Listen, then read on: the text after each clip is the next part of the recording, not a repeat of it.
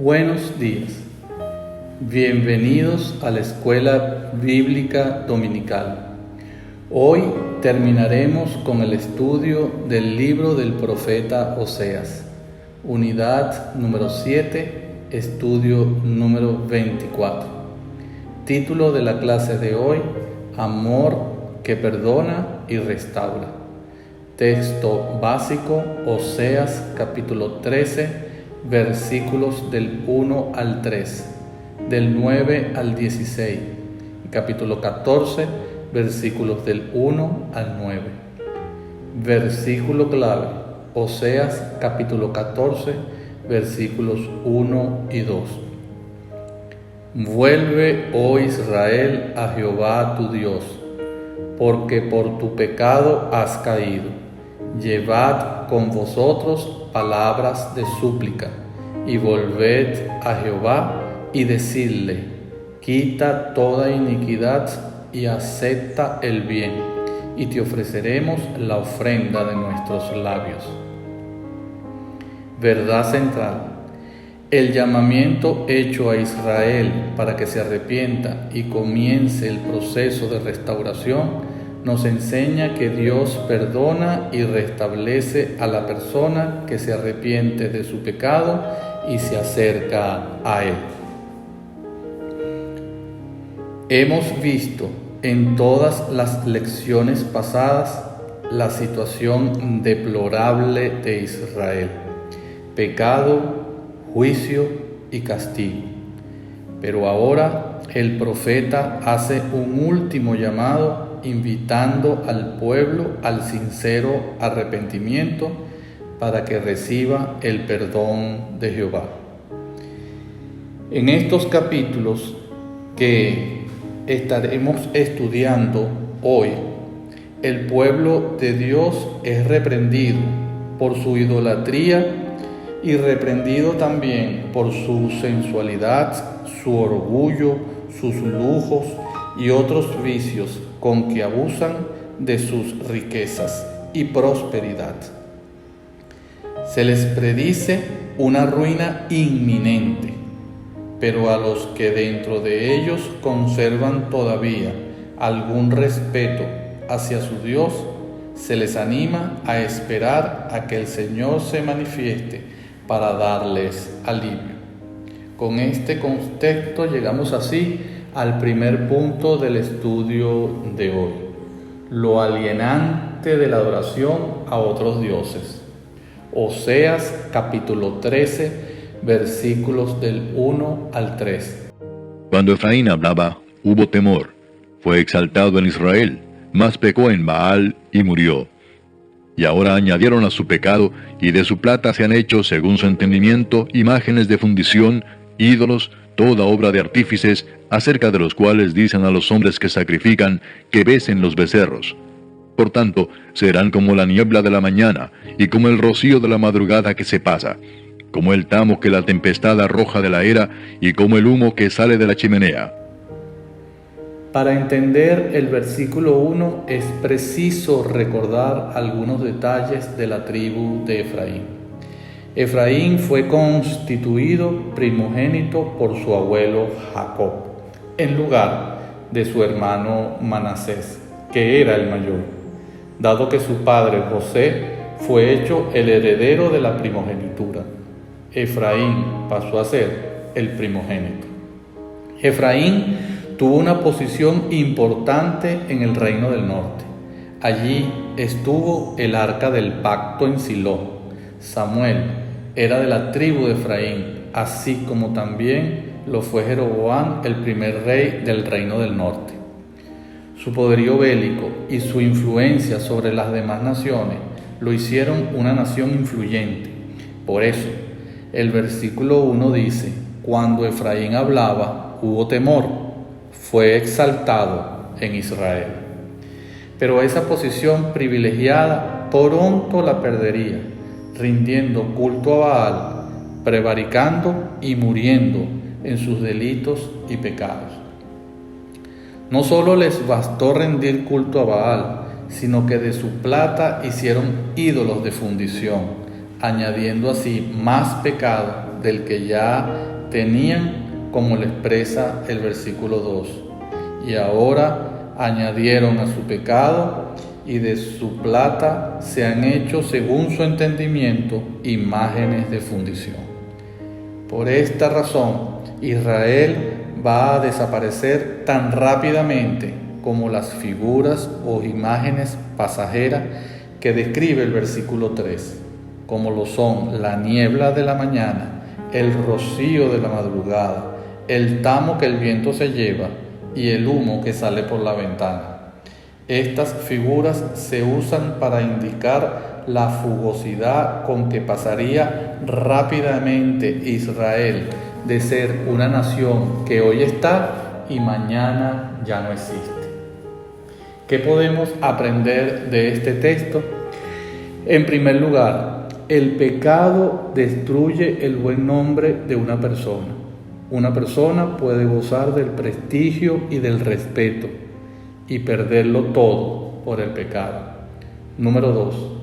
Es necedad confiar en las riquezas y, peor aún, utilizar esas riquezas para ofrecérselas a los ídolos. ¿Cómo estamos nosotros utilizando nuestro dinero? Es una buena pregunta.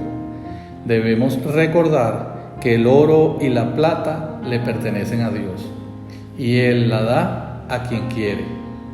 Un día rendiremos cuenta de nuestra mayordomía a Dios, de nuestro dinero, cómo lo hemos gastado, sea buena o sea mala.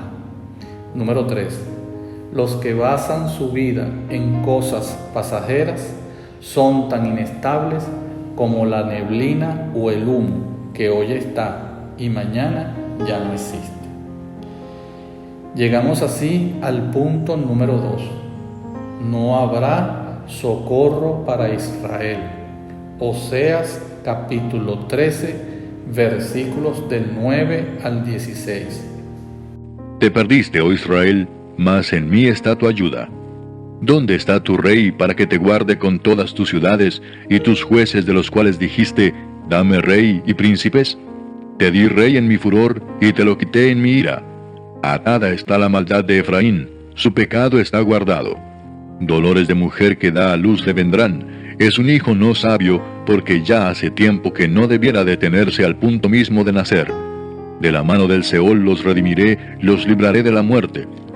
Oh muerte, yo seré tu muerte, y seré tu destrucción, oh Seol. La compasión será escondida de mi vista. Aunque él fructifique entre los hermanos, vendrá el solano, viento de Jehová. Se levantará desde el desierto y se secará su manantial y se agotará su fuente. Él sacará el tesoro de todas sus preciosas alhajas. Samaria será asolada porque se rebeló contra su Dios. Caerán a espada, sus niños serán estrellados y sus mujeres encintas serán abiertas.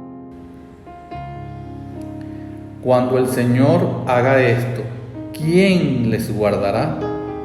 El pecado de Efraín estaba atado y guardado para el día del juicio. Los dolores de parto le vendrán y no podrá impedir la angustia que esto produce, lo cual significa que Efraín no se arrepintió a pesar de los juicios de Dios. De las manos del Seol los redimiré, dice Dios. ¿Los libraré de la muerte? La respuesta implícita es no, en lugar de lo cual llamará a las plagas de la muerte y a la destrucción del sepulcro, porque la compasión será escondida de su vista, y es entonces que se predice la terrible destrucción que llevarán a cabo los crueles asirios en Israel y Samaria. Será con tanta crueldad humana que no solo caerán a espada, sino que sus niños serán estrellados y sus mujeres encintas serán abiertas. ¡Qué cosa tan cruel y terrible! ¿Qué podamos aprender de este pasaje? En primer lugar, ningún gobierno ni sistema político puede ayudarnos a resolver los problemas trascendentales de la vida.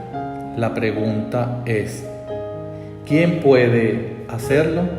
Y la respuesta definitiva sigue siendo nuestro Dios. Él es el único que puede dar respuesta a todas nuestras inquietudes. Número 2. Maldito el hombre que confía en el hombre. Mejor es confiar en Jehová que confiar en el hombre. Número 3.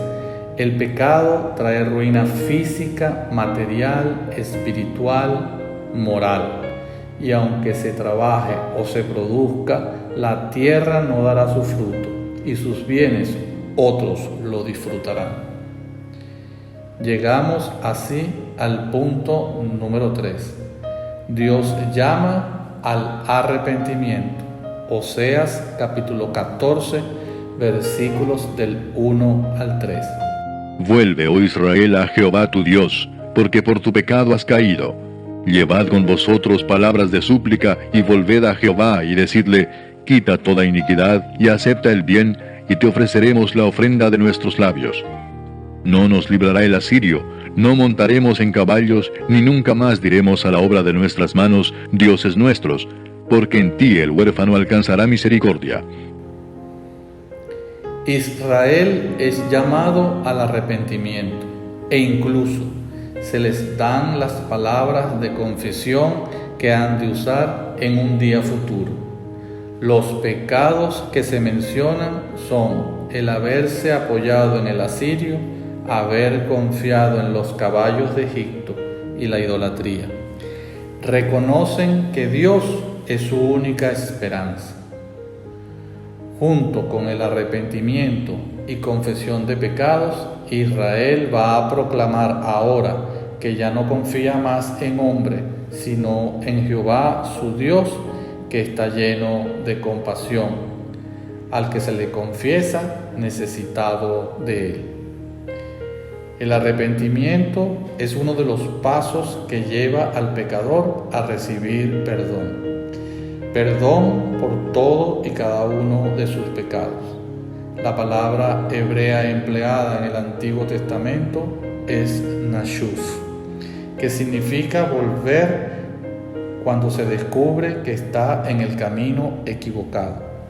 En el Nuevo Testamento su significado es más profundo.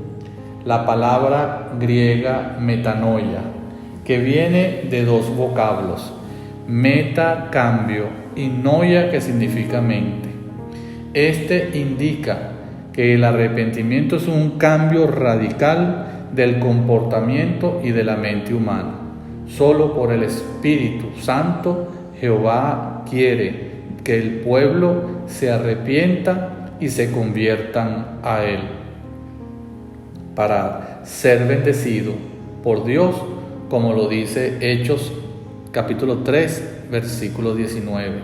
Así que arrepentíos y convertíos para que sean borrados vuestros pecados, para que vengan de la presencia de Dios tiempos de refrigerio. ¿Qué podemos aprender de este pasaje? En primer lugar, que no hay justo ni aun uno. Todos somos pecadores delante de Dios. Número 2, que necesitamos de arrepentimiento y de perdón, como lo indica el Padre Nuestro. Número 3, todos los días debemos pedir perdón a Dios y Él restaura su relación con nosotros. Número 4, que mejor es confiar en Jehová que confiar en el hombre. Número 5, que la única manera que Dios perdona es cuando reconocemos y nos arrepentimos de nuestros pecados. Número 6, que el Espíritu Santo con su poder nos convence de pecado, de justicia y de juicio. Y es por ese poder que cambiamos de mente y de comportamiento. Número 7, convivir con Dios y tener su presencia en nuestras vidas es cambiar tiempos de tormento por tiempos de refrigerio para nuestras almas. Así, llegamos al último punto de este estudio. Dios promete restauración a los arrepentidos. Oseas capítulo 14, versículos del 4 al 9. Yo sanaré su rebelión, los amaré de pura gracia, porque mi ira se apartó de ellos. Yo seré a Israel como rocío, él florecerá como lirio y extenderá sus raíces como el Líbano. Se extenderán sus ramas y será su gloria como la del olivo y perfumará como el Líbano. Volverán y se sentarán bajo su sombra, serán vivificados como trigo y florecerán como la vid. Su olor será como de vino del Líbano. Efraín dirá, ¿qué más tendré ya con los ídolos? Yo lo oiré y miraré, yo seré a él como la haya verde, de mí será hallado tu fruto. ¿Quién es sabio para que entienda esto y prudente para que lo sepa? Porque los caminos de Jehová son rectos y los justos andarán por ellos, mas los rebeldes caerán en ellos. Dios responde inmediatamente a la súplica del arrepentimiento de Israel expresada en los versículos anteriores. Y responde ahora con 3 verbos: sanaré, amaré y seré. Qué hermosas son estas expresiones de Dios a pesar de ver a un pueblo que le rechaza. Es que Dios nos ama a pesar de nuestras iniquidades. Qué grande y hermoso es el amor de Dios, que aquí utiliza 2 hermosos elementos de la naturaleza para identificar a Israel, como lo son el rocío y el lirio. El rocío es como un beso amable del amor de Dios que refresca y renueva la vida, y el lirio que florece extiende sus raíces como el cedro del Líbano, fuerte y firme. La futura gloria de Israel se extenderá como se extienden las ramas de un árbol, y la fragancia que produce será como la fragancia del Líbano. El Señor Jesucristo, refiriéndose a los lirios del campo, dijo que ni aun Salomón se vistió como uno de ellos. Su gloria futura será como la del olivo, su prosperidad será vivificada como el trigo, y su influencia sobre todas las naciones será como el olor del vino del Líbano. Israel ya no tendrá más relación con el pecado, porque se hallará sabiduría y prudencia, y andarán por los caminos rectos de Jehová, porque solo los justos andarán en ellos. ¿Qué podemos aprender de este texto? En primer lugar, Dios ofrece restauración a los que se arrepienten de corazón, y lo hace por pura gracia. En segundo lugar, Dios nos ama con un amor tan especial que sanará nuestras dolencias. Nos amará con un amor eterno y será nuestro Dios fuerte y verdadero. En tercer lugar, Dios nos compara con la hermosura de los lirios del campo. Nos abraza con el rocío de la mañana. Número 4. El Señor nos hace caminar por caminos rectos y solo el justo anda por ellos. Número 5. Dios ofrece en este tiempo un tiempo de gracia en Jesucristo y nos abre el camino a la salvación. Número 6. El ser humano arrepentido experimentará gozo y paz en su corazón al haber sido perdonado. Número 7. Solo Dios, por medio de nuestro Señor Jesucristo, nos puede dar este nuevo nacimiento. Número 8. Dios ya hizo su parte, pero ahora espera que tú hagas la tuya. ¿Qué decisión tomarás? Abre tu corazón a Cristo y Él te sorprenderá. Para concluir este estudio debemos decir, en primer lugar, que Israel fue expatriado y llevado cautivo por el imperio asirio, pero nunca dejó de ser el pueblo de Dios.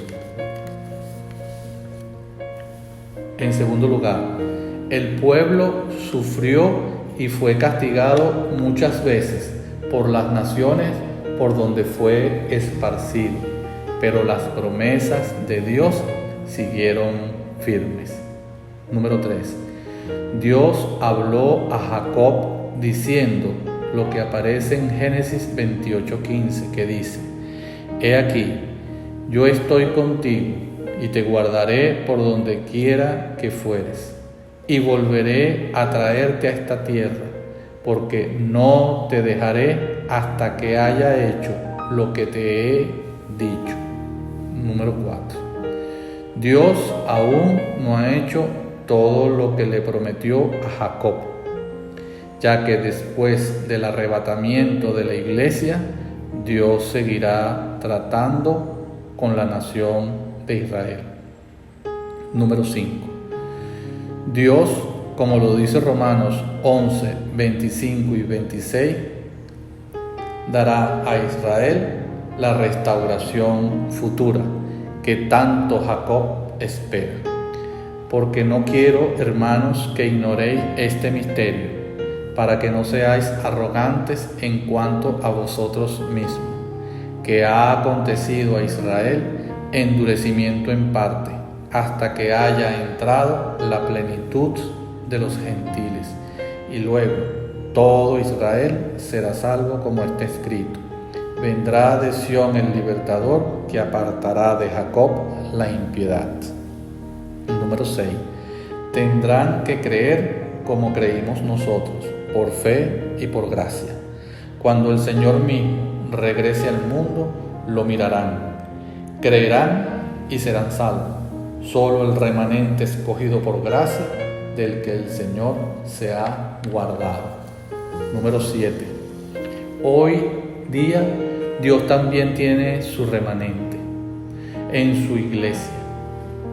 ¿Quieres formar parte de ella, de los redimidos de Dios? Solo considera tu vida. Mira en dónde estás, qué tan profundo has caído.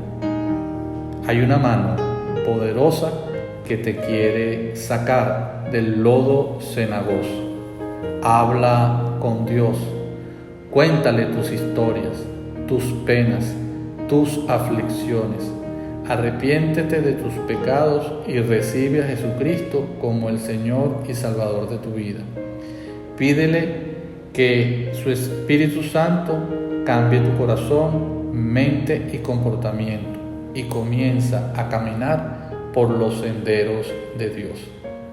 Terminaremos este estudio con el Salmo 103, versículos 3 al 5 y versículo 17, que dice así: Él es quien perdona todas tus iniquidades, el que sana todas tus dolencias, el que rescata del hoyo tu vida, el que te corona de favores y misericordias, el que sacia de bien tu boca, de modo que te rejuvenezcas como el águila.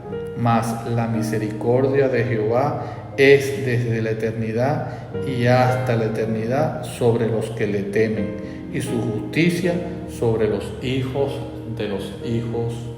Amén. Y así sea. Con este estudio hemos terminado la serie del libro de Oseas. Espero les haya servido para su crecimiento espiritual. La semana que viene estudiaremos otro de los profetas menores, Jonás. Próximo estudio, el número 25 de la unidad número 8, Jonás y el plan de Dios. Las lecturas bíblicas se encuentran en Jonás capítulo 4, versículo 1 al capítulo 2, versículo 10. Muchas gracias por acompañarnos. Que pasen feliz día y que Dios les bendiga.